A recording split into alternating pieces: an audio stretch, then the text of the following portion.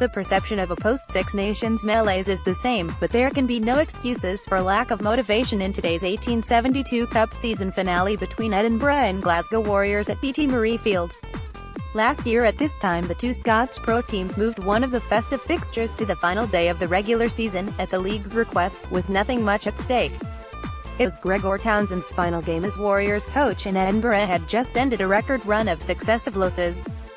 Both teams had no playoff chances, their seasons diminishing like a leaky balloon in the aftermath of Scotland's best Six Nations in 2 decades. Naturally, given that cliché that form is supposed to mean nothing in derbies, Edinburgh won at Scottstown for the first time and with something to spare, only their second victory in 2017 at the time. Fast forward 12 months and both teams come into the third and final 1872 clash, standing at 1 win apiece, with the Warriors having a hefty points differential advantage with everything to play for, even though both are suffering from that same feeling of after the Lord Mayor's show, in the wake of a fine Six Nations. After last year's hugely disappointing campaign, Glasgow have won their conference at a canter, winning a bye to a home semi-final with 3 weeks to spare. That was important, as they have won every league game at Scottstown this season with a bonus point. The Warriors have been coasting since they booked the playoffs, and several of their top-order players seem to be suffering from a post-Six Nations hangover.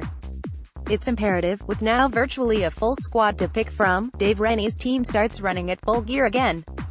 Edinburgh, in a transformation even more unlikely than their win at Scottstown a year ago, are 1 point away from a playoff place, and qualification for the European Champions Cup for the first time in 4 years.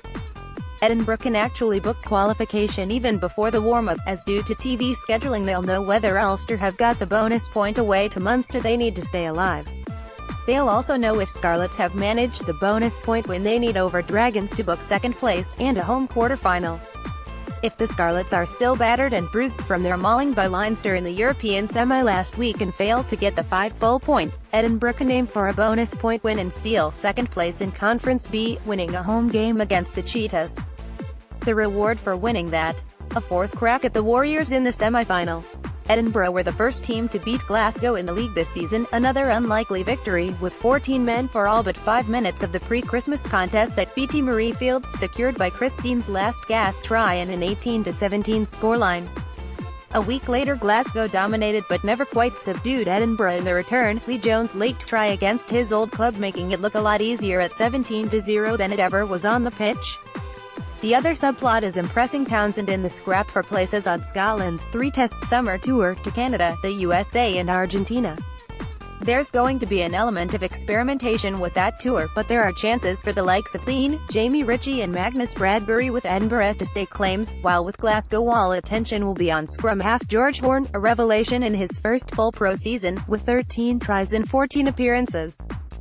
Horne and Finn Russell have teamed up just once this season, to devastating effect in Glasgow's victory over Exeter in the Champions Cup.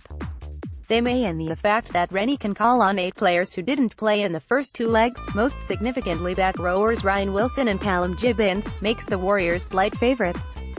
I'd expect the Warriors to muscle their way to victory, but Edinburgh to get close enough to get the bonus point they probably won't need after Ulster failed to get a 5-point win in Limerick.